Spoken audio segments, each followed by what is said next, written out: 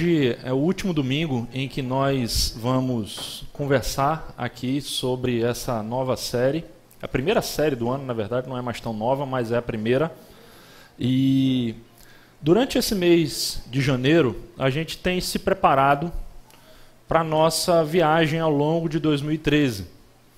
Assim como os pilotos que antes de colocar o avião para andar, ou para voar, melhor dizendo, fazem e preenchem lá aquele documento chamado plano de voo, que tem as informações básicas de segurança necessárias para aquele voo ser um voo seguro e certo. Assim também nós precisamos fazer o nosso plano de voo. Eu não sei se você já fez o seu plano de voo para 2013, onde você está, onde você quer chegar, por quais caminhos você pretende seguir. A gente já viu que, a despeito das informações que nós podemos ter, na verdade, esse voo muito provavelmente vai ser completamente diferente do plano que nós fazemos, porque nem sempre o plano é igual ao voo. Às vezes nós planejamos, mas quando o avião sobe, a gente percebe que ele vai acabar chegando em alguns lugares que a gente nunca imaginou. E assim é a nossa vida, muitas vezes incerta, uma aventura a cada dia. Nós temos usado como inspiração para essa série a vida dos patriarcas bíblicos. São eles Abraão, Isaac e Jacó, os três principais que nós já estudamos aqui nos domingos anteriores. E é muito interessante que cada um desses patriarcas fez muitas viagens. Eles, de fato, levantaram voo. E a sua vida foi uma peregrinação. Cada um deles com a sua própria peculiaridade. A gente viu, por exemplo, que na experiência de Abraão, Deus lhe disse: sai da tua terra e vai para uma terra que eu te mostrarei. O desafio de Abraão foi a sair da sua zona de conforto, daquilo que lhe dava uma aparente segurança, e caminhar com fé para alguns lugares desconhecidos. E a gente viu que a nossa experiência, a nossa jornada nesse mundo, muitas vezes é assim também. Muitas vezes Deus pede de nós essa fé de se lançar ao desconhecido. No caso de Isaac, o filho de Abraão, o texto que nós lemos aqui é um texto em que Deus diz a ele: permaneça nesta terra mais um pouco, e eu estarei com você e o abençoarei. É engraçado que para Abraão, Deus disse: sai da sua terra. E para Isaac, Deus disse: permaneça na sua terra mais um pouco. E enquanto Abraão é um exemplo de fé e de coragem, Isaac é um exemplo de perseverança, de mansidão. E a gente viu que muitas vezes Deus vai pedir de nós perseverança, paciência, esperar o tempo passar naquele lugar. E vimos sobre Jacó algo também interessante, que Deus disse para ele, em determinado momento da sua vida: volte para a terra de seus pais e de seus parentes, e eu estarei com você. Veja que a cada um dessa família Deus disse alguma coisa. A um ele diz: sai da sua terra. A outro ele diz: fica na sua terra. E a outro diz: volta para outra terra. Jacó, na semana passada, é então aquele exemplo para nós e para todos aqueles que precisam fazer o caminho de volta, que precisam resgatar alguns valores. A gente viu que isso não foi nada fácil para Jacó. Ele precisou enfrentar literalmente uma luta. E o primeiro combate UFC que a gente tem notícia aconteceu exatamente ali entre Jacó e um anjo misterioso de Deus, com quem ele lutou durante toda uma noite. Essa foi a história de Jacó. Hoje a gente quer fazer uma conclusão disso, pensando um pouquinho sobre a história de José. José, o filho de Jacó, o filho caçula de Jacó. José, tecnicamente, talvez não fosse considerado como um dos patriarcas, mas a sua história é riquíssima e ele está situado na sequência do livro de Gênesis, a sua história é contada como se de fato ele um patriarca fosse. E a gente vai conversar um pouquinho hoje sobre essa história e sobre as suas lições para a gente. Na verdade, a gente vai pensar aqui em duas coisas: na história e no significado. É muito importante a gente fazer a distinção das duas coisas. Porque existem os fatos e existe o significado dos fatos. Muitas vezes a gente conhece a história, mas a gente acaba esquecendo o significado. Então a gente quer as duas coisas. A gente quer pensar sobre a história e a gente quer pensar sobre o significado dessa história para a nossa própria jornada, para o nosso plano de voo. O que José tem para nos ensinar e para nos inspirar com a nossa história, com o nosso plano de voo para 2013. Vamos então começar com a sua história. Quem foi José? A história de José pode ser contada em 3 momentos. Talvez eu aqui vá, nesse primeiro momento aqui, nessa primeira parte, chover no molhado para algumas pessoas que já conhecem essa história. Mas eu quero fazer uma recapitulação, contar, ainda que brevemente, essa história de José. Quem foi José? Temos 3 momentos de vida que a gente pode organizar a vida de José. O primeiro momento de vida é até os 17, quando ele basicamente se ocupou sendo pastor dos rebanhos, das ovelhas do seu pai Jacó. José era o filho mais novo de um grupo de 12 filhos. Ele era o caçulinha do seu pai. E naquele tempo, Jacó, ele teve filhos, na verdade, de 4 mulheres. Não é porque ele teve 4 famílias diferentes, não. Era uma família só, todas elas viviam na mesma casa. Você imagina a confusão que isso não era. Mas havia naquela cultura esse costume. E Jacó, então, tinha suas 4 mulheres, e José foi o filho único da mulher que, de fato, Jacó amava. Jacó amava essa mulher chamada Raquel.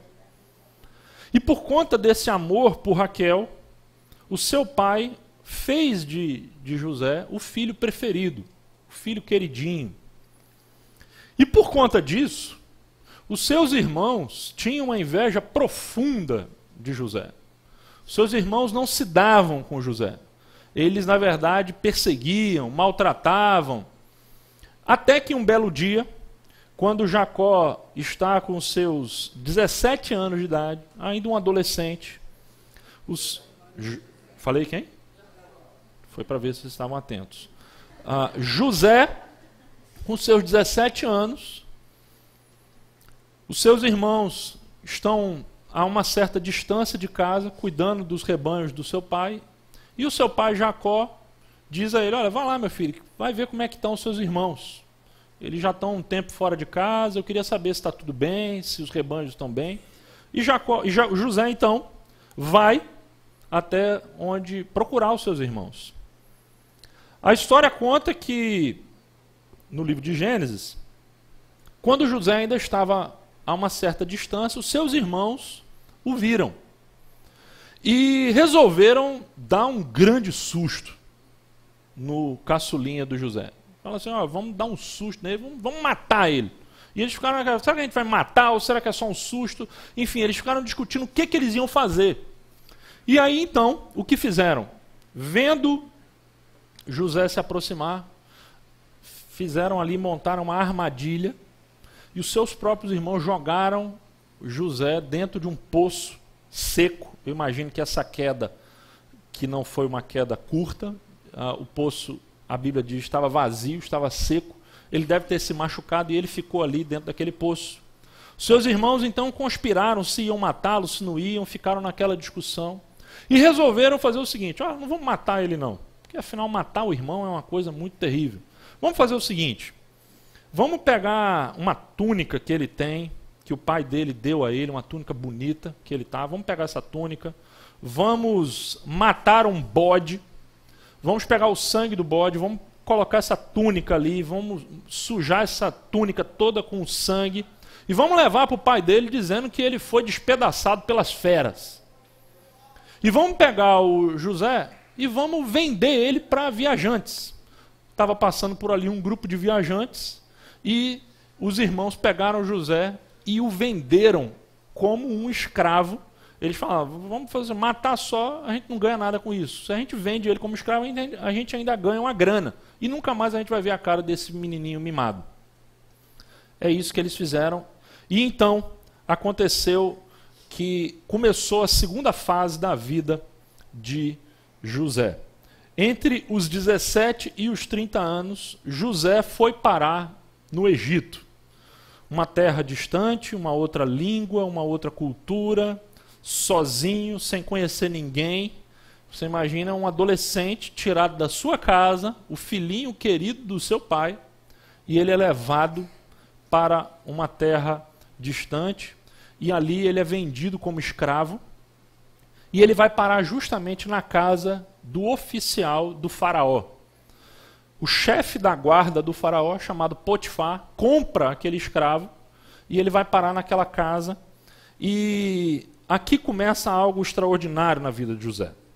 Porque a Bíblia conta que Deus era com José. Onde José andava, onde ele ia, a Bíblia diz assim, e Deus era com José. José chegou na casa de Potifar e logo de cara ele começou a mostrar serviço. Ele começou, apesar de todas as condições contrárias, ele começou a trabalhar bem.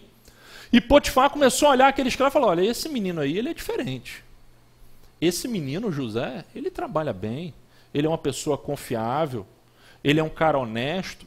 E ele começou a crescer dentro da casa de Potifar, ao ponto que Potifar colocou José como chefe de todos os seus escravos, o mordomo da casa e aquele que tinha a responsabilidade de cuidar de todos os negócios da casa de Potifar. E veja bem, de repente, José, que foi vendido como escravo, recomeça a sua vida ainda jovem, e ele cresce ali dentro, ainda que como escravo, até que um dia surge um caso que eu vou detalhar um pouquinho à frente, mas um caso envolvendo a mulher de Potifar, que vendo a juventude e talvez a beleza de José, se sentiu atraída por ele e fez uma proposta indecente, um assédio sexual, e José se rejeitou a ir nos braços dessa mulher, e essa mulher então armou uma cilada, e quando ela deu o bote e agarrou José, José foge, deixa ali a sua capa, e ela começa a gritar, e ela arruma um escândalo, e ela conta para o marido que José tinha violentado ela, arma uma mentira danada, e quando o marido chega, obviamente ele vai acreditar na mulher, José então é punido e ele é mandado para masmorra, junto com os prisioneiros. Veja que depois de crescer um pouquinho, ele já cai de novo, e José se torna então prisioneiro. Mas o texto diz que Deus era com José. E aí sabe o que acontece? José chega na prisão e José se torna o melhor prisioneiro daquele lugar. Ele se torna um cara exemplar. Ele, ao invés de reclamar da vida, ele serve os outros, ele cuida dos outros. E aí ele começa a crescer a ponto do carcereiro da prisão dizer para José o seguinte, olha, eu vou te colocar aqui como chefe desse lugar. Você vai ser o chefe da prisão. Porque tudo que José pegava para cuidar, ele cuidava bem, ele fazia bem feito. Ele era um excelente administrador. E ele então começa a cuidar daquela prisão. Até que um dia chegam ali naquela prisão duas pessoas importantes do faraó, o copeiro do rei e o padeiro do rei. E um belo dia, esses dois elementos que foram parar na prisão, por algum motivo, têm um sonho muito esquisito, e eles ficam angustiados por causa daquele sonho, e José, sabendo do sonho, ele diz, olha, o meu Deus é um Deus que conta e que revela os sonhos, então o seu sonho significa isso. Em suma, o sonho era que em 3 dias o copeiro iria ser restabelecido para servir ao faraó e que o padeiro iria ser executado. E ele diz, copeiro, daqui a 3 dias você vai voltar a trabalhar lá servir o faraó. Padeiro, infelizmente eu tenho que te dizer a verdade, daqui a 3 dias vão te matar. exatamente isso que acontece. E quando o copeiro está saindo da prisão, José diz para ele assim, olha, quando você estiver lá no faraó, lembra de mim, eu te ajudei, quebra meu galho também lá, me faz uma indicação. O copeiro se lembrou? Não, esqueceu completamente. Passaram-se mais 2 anos, até que um belo dia, quando José já tinha aí os seus 30 anos, e já tinha durante 13 anos angustiado ali no Egito como escravo e como prisioneiro, o faraó, o grande e poderoso faraó, dono do mundo, tem um sonho angustiante. E nesse sonho ele via, basicamente, 7 vacas gordas, muito bonitas, e de repente ele via 7 vacas magras e horríveis, muito feias. E essas 7 vacas magras engoliam as 7 vacas gordas. Ele viu esse sonho e ele ficou angustiado com isso. O que significa essas vacas? Que coisa horrível. E ele ficou angustiado, ele chamou todos os sábios para tentar ajudar a interpretar o que era esse sonho. E ninguém conseguiu dar uma resposta. Aí, o copeiro do rei lembrou-se que 2 anos antes ele tinha tido um sonho na prisão. E ele disse, olha, lá na prisão tem um carinha lá que ele é bom nesse negócio de interpretar sonho. Aparece então José no cenário de Faraó. O faraó manda chamar José, o texto diz que ele vai, toma banho, faz a barba, se apresenta diante do rei com uma roupa nova, e ele diz o seguinte, olha rei, o seu sonho é muito simples. O significado desse sonho que você teve é o seguinte, você vai ter aqui no Egito 7 anos de muita abundância, são as 7 vacas gordas. Deus vai te abençoar demais, e o Egito vai produzir como nunca. Só que depois desses 7 anos de vacas gordas, você vai ter 7 anos de vacas magras. Ou seja, você vai ter 7 anos de uma seca absurda. E, na verdade, Deus te mostrou isso como uma forma de prevenir o Senhor. Então, rei, uma sugestão que eu dou, baseado no sonho, é o seguinte. Se planeja. Durante esses 7 anos de fartura, economiza, guarda uma parte da colheita, guarda em celeiros para que você possa usar depois. O rei olha para aquilo, fica impressionado com a visão, com a sabedoria, a sagacidade daquele jovem e diz o seguinte, olha, quem é que eu vou achar para cuidar dos meus negócios? Você é a pessoa. E aí, gente, José, eu estou com Jacó na cabeça, mas José entra na 3ª fase da sua vida. Com 30 anos, José é nomeado governador do Egito. José assume o governo do Egito e ele é o 2º homem na hierarquia. Não há ninguém além de José, a não ser o faraó. Você imagina então, José, inclusive, nesse momento, nessa fase da sua vida, o faraó dá a ele uma mulher, e ele casa ali com essa mulher, uma filha de um sacerdote egípcio.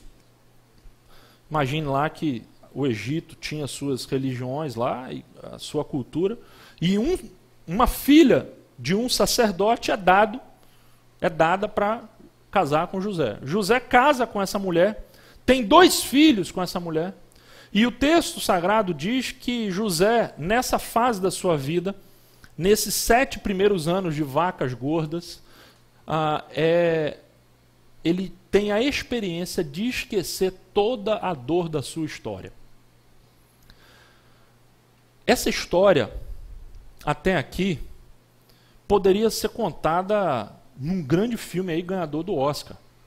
Porque veja que apelo maravilhoso, a história de um sujeito que é tirado da sua terra, passa por um perrengue danado, muito sofrimento, muita pobreza, e chega ao ponto de ser governador do Egito. Tem Lula do Brasil e tem José do Egito. É mais ou menos a mesma história. Começou sem nada e se tornou o maior. Essa é a história de José. Aproximadamente 9 anos depois, José é o senhor absoluto ali no Egito. Os 7 primeiros anos de fartura inundaram a terra do Egito de tudo de bom. Começou então o período das vacas magras. 2 anos se passaram, ou seja, 7 com mais 2, 9, José começou com 30. Imagine que José aqui agora está com seus 39 para 40 anos. Surge então um momento que vai ser o clímax da história de José. Imagine que José está ali vendendo trigo para o povo, e não apenas o povo do Egito, mas o povo do mundo inteiro que estava vivendo uma seca tremenda, estão ali comprando mantimentos no Egito. E de repente José está ali supervisionando aquilo tudo, e chegam para comprar mantimentos no Egito os irmãos de José. Os irmãos de José, enviados pelo seu pai, chegam ali, se colocam na frente de José, não reconhecem o irmão, talvez porque ele já estava totalmente modificado ali, com as suas roupas de governador. Eles não reconhecem José, mas José reconhece os seus irmãos. E ali agora está José, frente a frente, com os seus irmãos, José numa posição de poder absoluto, os seus irmãos numa condição de vulnerabilidade absoluta, para comprar trigo de José. Você imagina a situação. José, então, ele fica numa situação sem saber o que fazer. A princípio, ele acusa os seus irmãos ali de espiões. Na verdade, ele estava tramando ali uma situação que se desenvolveu provavelmente por alguns anos. Ele acusa os seus irmãos de serem espiões. Depois os seus irmãos alegam inocência. Os seus irmãos vão embora, mas ele deixa um prisioneiro ali, um deles preso, para que eles vão até lá e chamem o irmão mais novo que José tinha, chamado Benjamim, que tinha nascido posteriormente. E José, ele não sossega enquanto ele não vê o seu irmão mais novo, Benjamim. Pois bem, entre idas e vindas, a história continua, e uma situação é armada de tal forma que José está ali agora diante de Benjamim, de todos os seus irmãos. Ele arma uma situação para que Benjamim se torne culpado de roubar a taça que José bebia. E ele fala, olha, eu vou fazer desse Benjamim aqui o meu escravo agora. Ele não pode mais ir. Acabou, Benjamim. E sabe o que acontece? Os seus irmãos dizem assim, olha, qualquer coisa, menos esse menino. E sabe, os irmãos de José dizem para ele, sem saber que ele era José, que o pai, Jacó, nunca mais tinha sido o mesmo, que ele sofria até hoje, porque um dia ele tinha perdido um dos seus filhos. E que eles não aguentariam ver o sofrimento do pai perder mais um filho. E eles dizem, olha, fique com a gente, mas deixa o Benjamim ir. José então vê que a lição foi realmente apreendida e que eles aprenderam a valorizar a família, a valorizar o pai, a respeitar o irmão. E ali então, naquele momento crítico, no capítulo 45 de Gênesis, surge o clímax da história. Eu queria ler então esse texto, com toda essa introdução, para vocês verem o que então vai acontecer nesse momento em que José tem tudo para executar a vingança sobre os seus irmãos. Olha o que ele vai fazer. Gênesis capítulo 45, versículos 3 a 15. Então disse José a seus irmãos, eu sou José, meu pai ainda está vivo? Mas os seus irmãos ficaram tão pasmados diante dele que não conseguiam responder-lhe. Cheguem mais perto, disse José a seus irmãos. Quando eles se aproximaram, disse-lhes, eu sou José, seu irmão, aquele que vocês venderam ao Egito. Agora, não se aflijam, nem se recriminem por terem me vendido para cá, pois foi para salvar vidas que Deus me enviou adiante de vocês.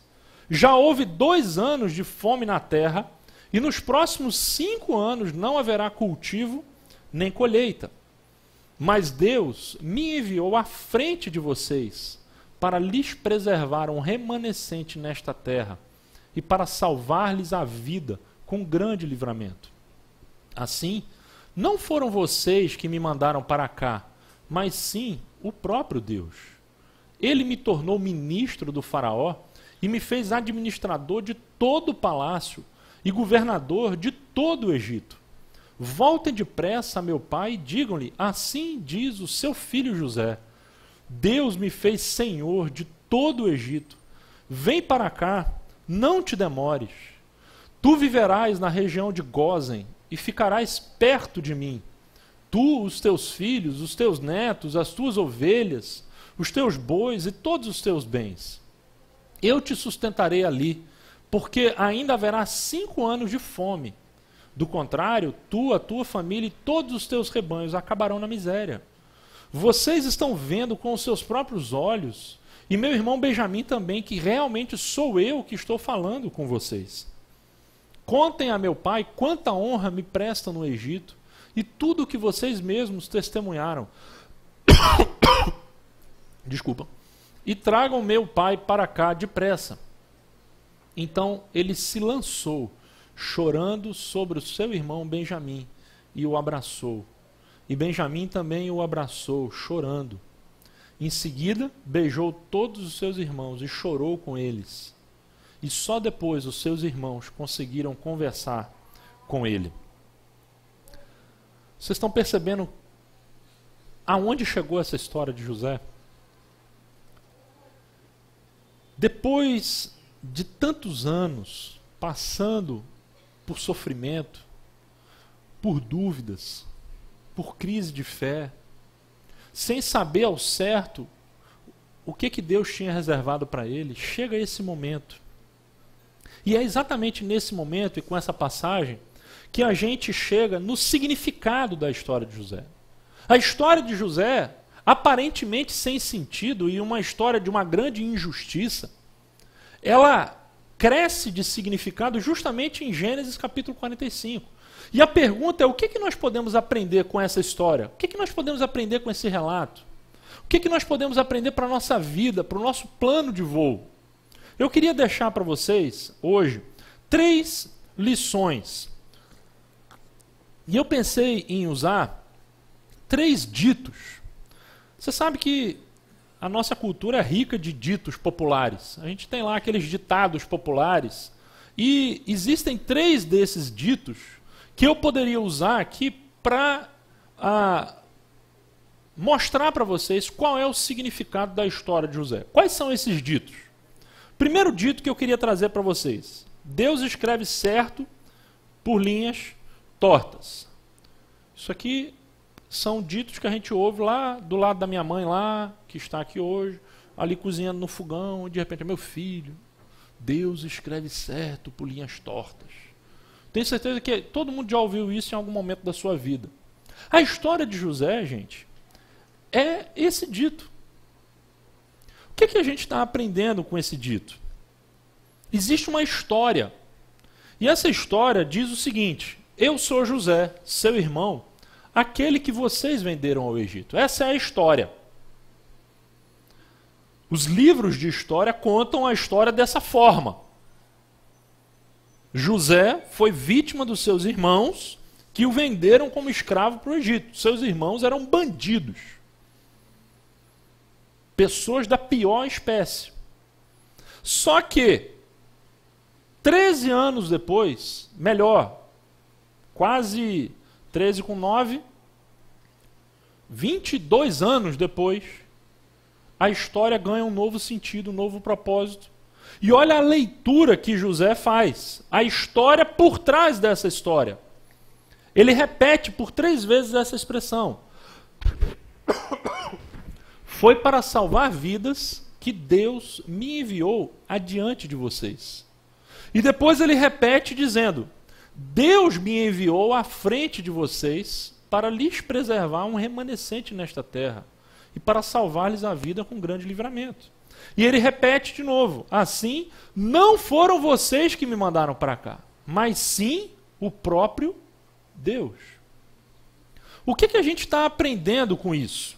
Qual é a lição que nós podemos aprender com esse negócio? Com essa a leitura que José faz da sua história?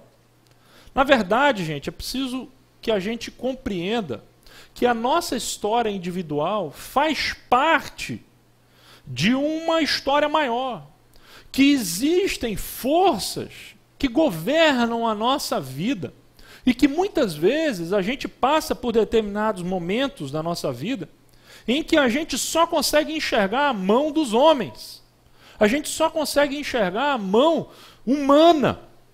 Muitas vezes a gente se coloca como uma vítima da história, mas a gente não consegue ter esse discernimento de que acima das injustiças humanas, acima das ações humanas, existe um Deus que costura a história. Existe uma frase muito antiga que diz o seguinte: o homem se agita e Deus o conduz. Eu não sei se você acredita nisso. Eu não sei se você acredita que por trás das suas ações, certas e erradas, existe um Deus que está conduzindo a sua história. Por trás dos seus fracassos, por trás dos seus acertos, por trás de todas as coisas, as tragédias, inclusive, existe um Deus que está governando, que está guiando a sua vida. Essa imagem é a imagem que o Estênio Márcio, que é um cantor, um compositor maravilhoso que nós temos no Brasil, compositor cristão, chamou de a história do tapeceiro. Ele usou a imagem do tapeceiro para falar justamente sobre esse caráter de Deus, o caráter de um Deus que costura a nossa vida. E ele usa a seguinte ideia: o tapete, ele é costurado do avesso. Quando você olha do avesso, você só vê um monte de fiapos. Mas quando você vira o tapete para o lado certo, você vai perceber que esse tapete é cheio de coerência. E aquilo ali, na verdade, forma um grande desenho. E o Estênio, nessa música, ele diz que Deus usa tanto as linhas claras como as linhas escuras. As linhas claras são momentos bons da nossa vida. Mas as linhas escuras são momentos difíceis, de dor, de tristeza. Eu separei um clipe aqui com a música do Tapeceiro. Queria que você ouvisse essa música. Veja que coisa bela, veja que leitura da vida de José o Estênio Márcio fez com a imagem do tapeceiro. Vamos dar uma olhadinha?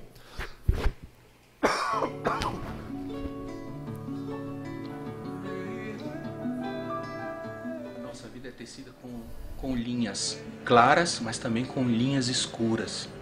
E aí quando Deus põe uma cor escura, densa lá para tecer o tapete da nossa vida, dói, é ruim, sem dúvida. O fato é que a gente tem que acreditar que o tapeceiro sabe o que está fazendo, sabe o fim desde o começo. E ele nos ama.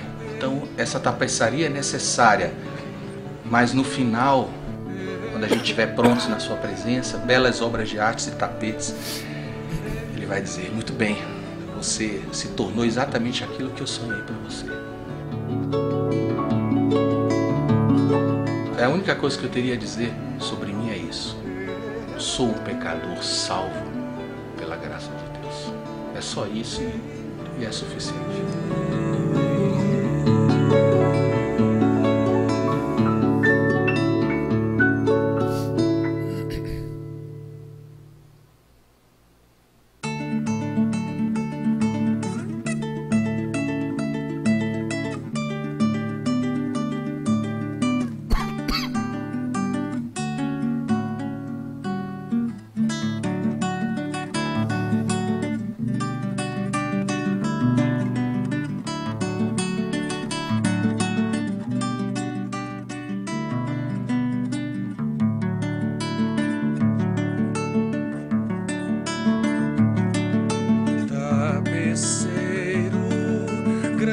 Artista vai fazendo seu trabalho incansável, paciente no seu teatro.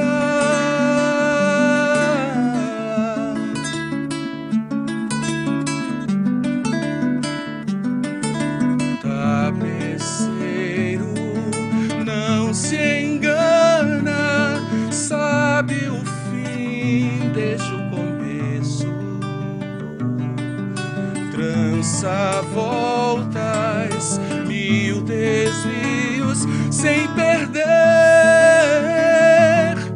o fio.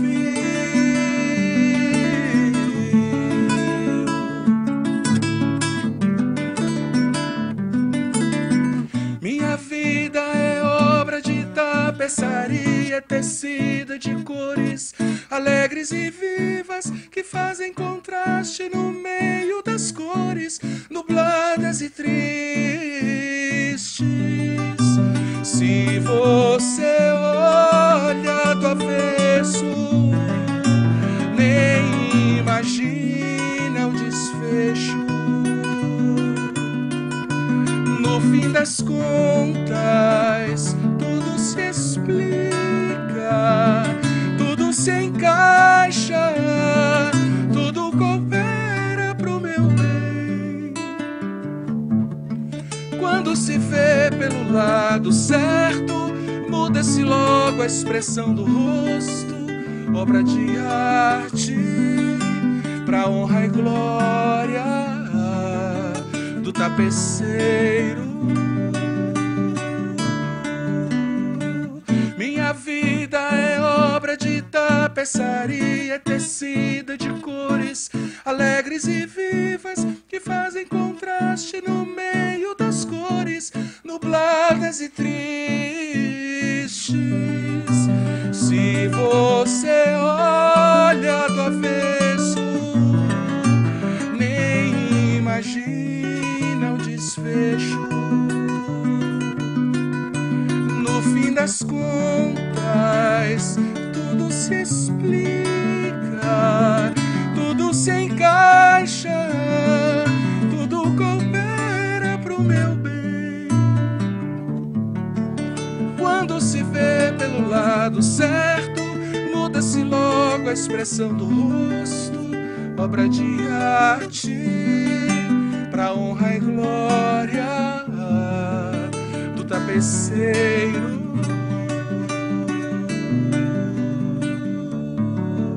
Quando se vê pelo lado certo, todas as cores da minha vida dignificam a Jesus Cristo, o tapeceiro.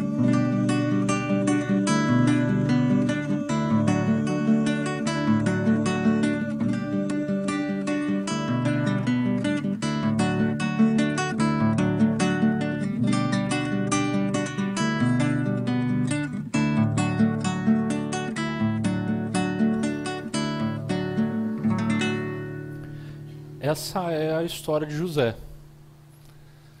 Eu fico imaginando que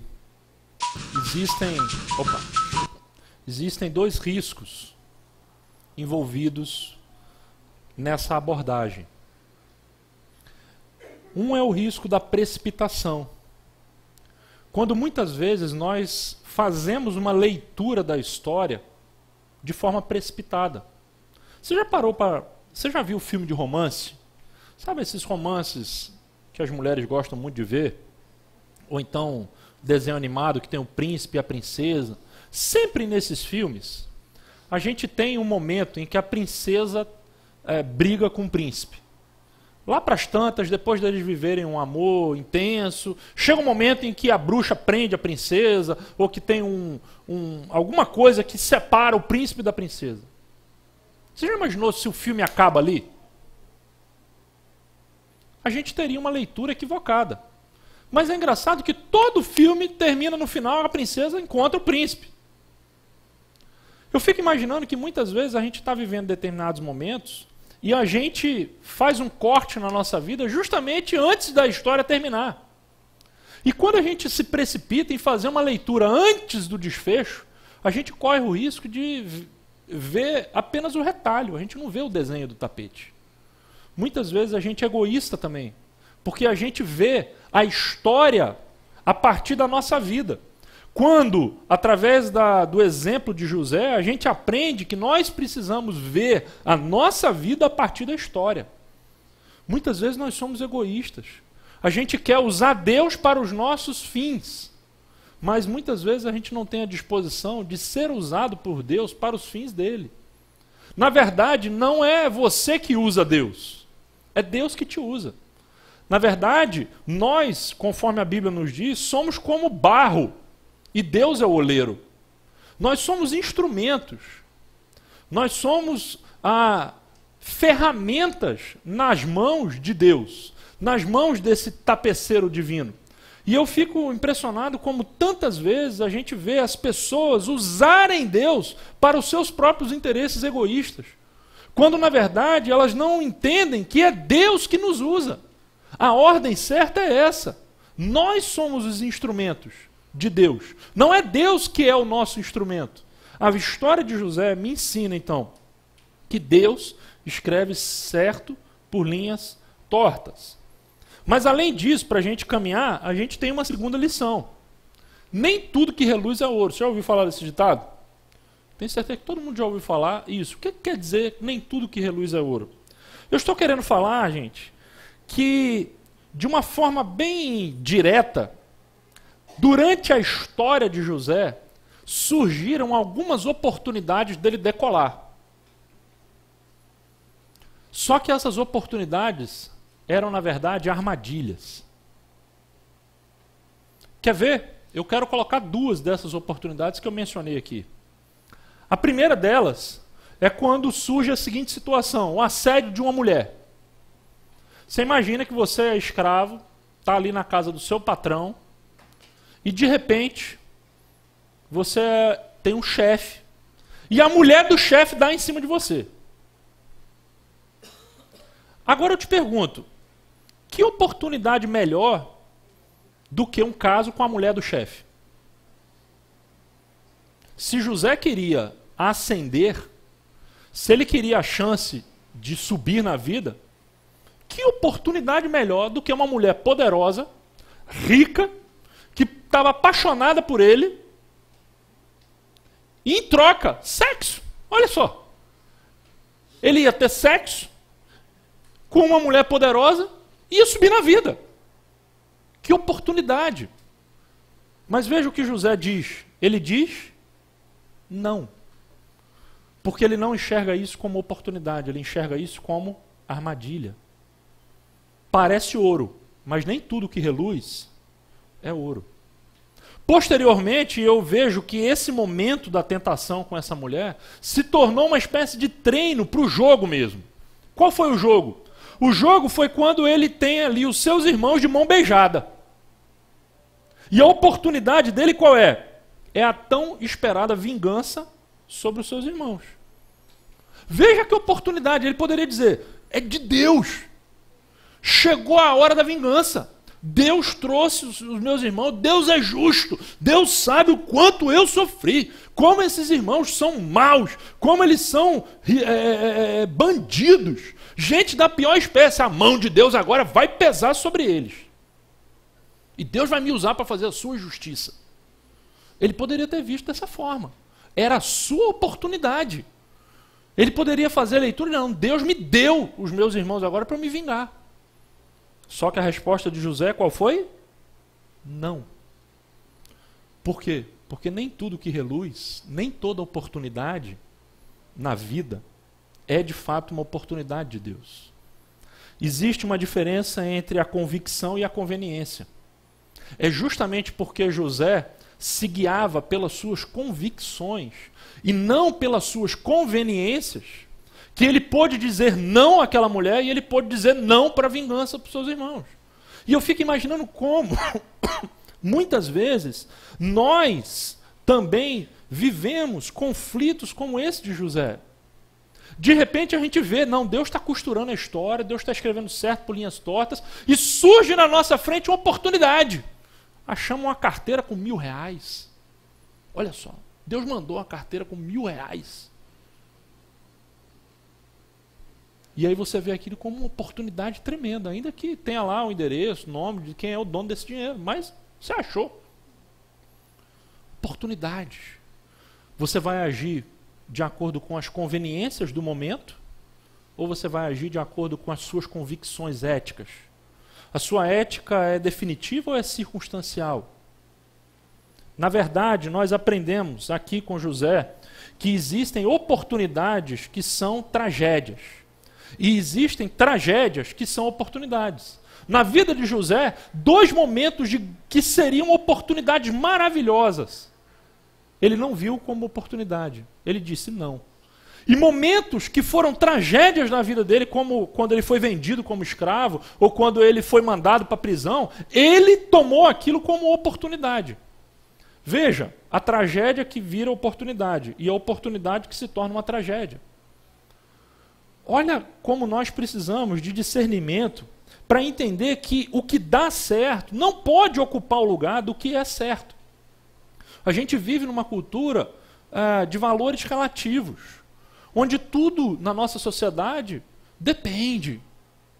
E a gente julga as coisas não a partir do todo, mas a partir do nosso próprio benefício pessoal. A história de José me ensina isso, que nem tudo, gente, nem tudo que reluz é ouro. Pode ser que durante o ano que você vai ter, 2013, surjam algumas oportunidades na sua vida. Se você já viu O Advogado do Diabo, você sabe do que eu estou falando. Oportunidades de subir na vida. Oportunidades de fazer um grande negócio. A pergunta é, à custa de quê? E a pergunta é, isso é certo? É certo para quem? Para mim? Nem tudo que reluz é ouro. Nem toda oportunidade é oportunidade de Deus. E por fim, eu aprendo uma terceira lição. As 2 primeiras, quais foram? Vocês lembram dos 2 primeiros ditados? Primeiro, Deus escreve certo por linhas tortas. Segundo, nem tudo que reluz é ouro. Cuidado. E em terceiro lugar, para terminar, um dito que talvez não seja tão dito assim, mas ninguém nasce grande. E José aprendeu isso. Ninguém nasce grande. O que eu estou querendo dizer por isso? Antes de se tornar governador do Egito, José se destacou como mordomo na casa de Potifar e depois como um prisioneiro exemplar. A história de José, gente, pode ser descrita nas palavras de Jesus, quando disse que quem é fiel no pouco, também é fiel no muito. E quem é desonesto no pouco, também é desonesto no muito. A história de José me lembra aquele dito do Romário, né? O cara chega agora, já cair na janela? Não. Ele aprendeu que era necessário, antes de ir para a janela, ele tinha que lavar o chão. Ele tinha que ser um excelente administrador na casa de Potifar e depois ser um prisioneiro exemplar.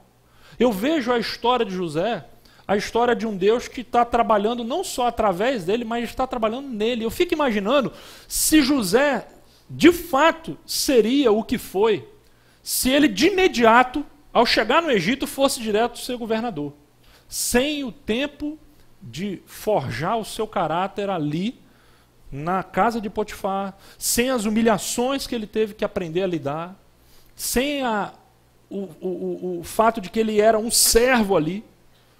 Muitas vezes a gente quer pular etapas na nossa vida. Muitas vezes a gente quer que as coisas aconteçam rápido. E a gente não entende que Deus muitas vezes nos mantém em determinados momentos, nos mantém presos, como José, a determinadas situações, porque Ele está forjando o nosso caráter.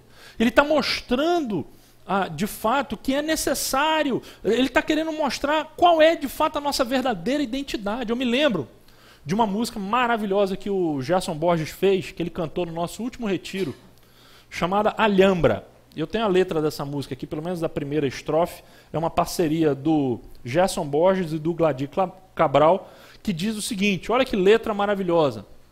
Eu queria tocar os sinos da majestosa catedral. Pensei em compor os hinos, pintar as faces do vitral. Mas tu me fizeste olhar o chão e repintar os rodapés, silenciar em meio à sombra do jardim. E foi assim que eu aprendi a aguardar o tempo bom, a viração do vento sul, o recomeço da estação, para plantar, para regar, para podar, para sonhar o renascer da floração, perto da terra umedecer, em meio à horta serenar, e a tua vontade obedecer. Eu vejo que muitas vezes a nossa vida vive nesses conflitos. A gente quer tocar os sinos da catedral, a gente quer pintar os vitrais, e de repente Deus dá uma escova para a gente esfregar os rodapés. E a questão é, o que é que vamos fazer? A vida de José me ensina que não importa o que você faz, o que importa é como você faz. Não importa a grandeza do trabalho que você faz. O que importa é a maneira e a motivação que você tem para fazer o que você faz. Porque muitas vezes a gente está numa situação que a gente considera humilhante.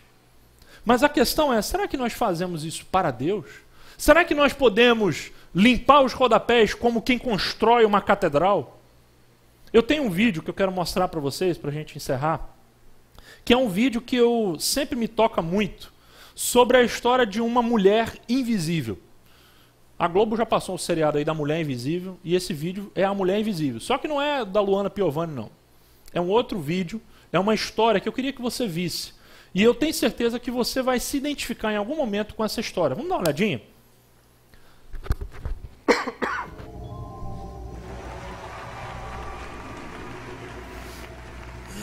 It started to happen gradually. I would walk into a room and say something, and no one would notice.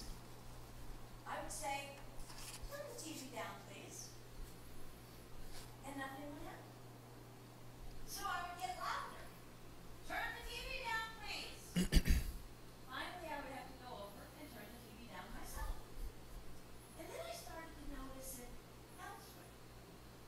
My husband and I had been at a party for about 3 hours, and I was ready to go. I looked over, and he was talking to a friend from work, and I walked over, and he kept right on talking.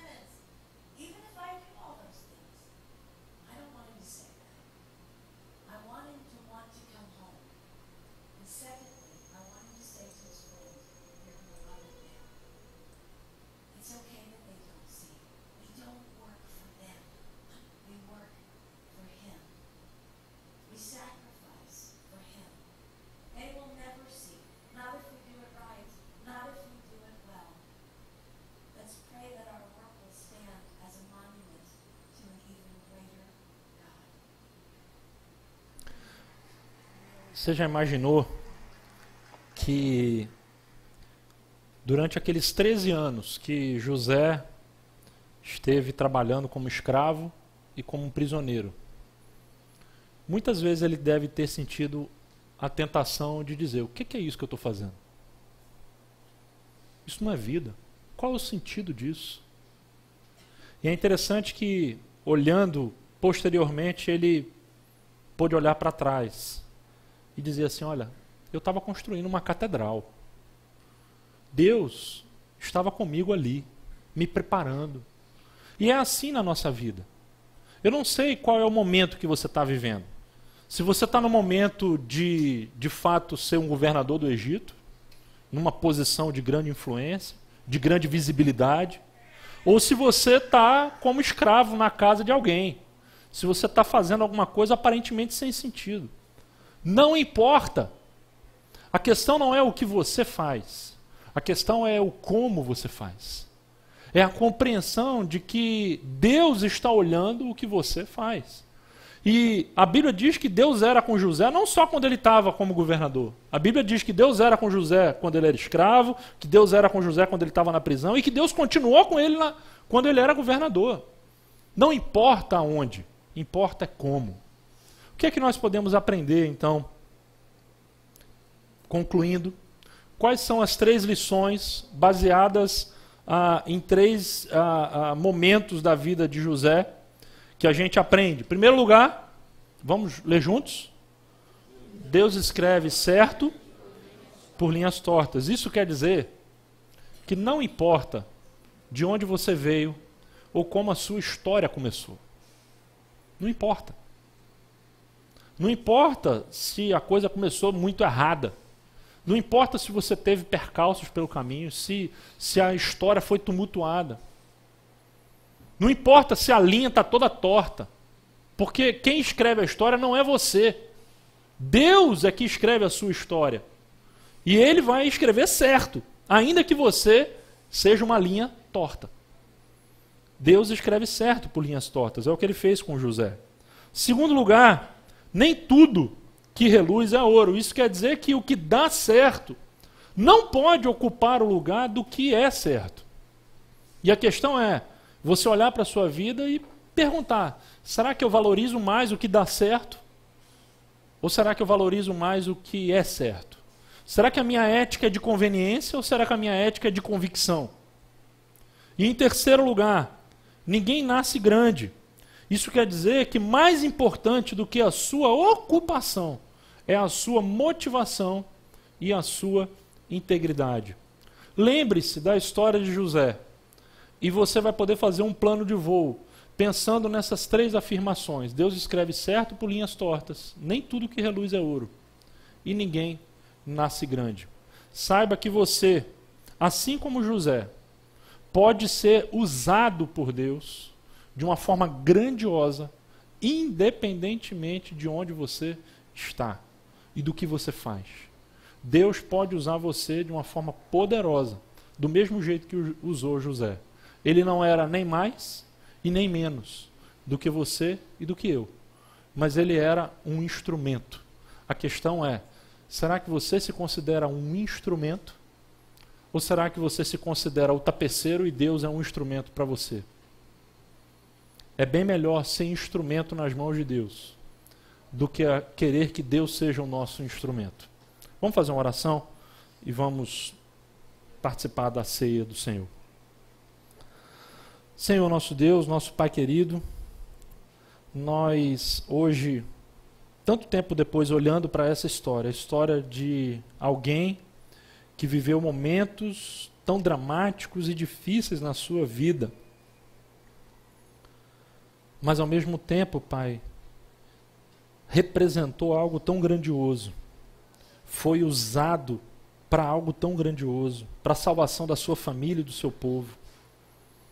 Nós, quando olhamos para essa história, somos levados a refletir sobre a nossa própria história.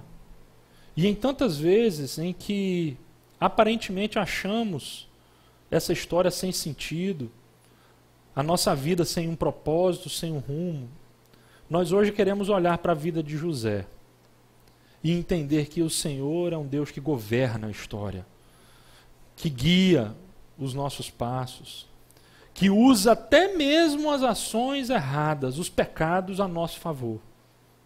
Que o Senhor nos ajude, Pai, a colocar humildemente, docilmente a nossa vida nas Tuas mãos, para sermos usados como instrumentos do Senhor, para tocar a Tua música, e não a música que nós queremos. Faz da nossa vida, Pai, uma melodia, uma peça de tapeçaria que nós não somos capazes de fazer. Essa é a nossa oração em nome do Teu Filho Jesus. Amém.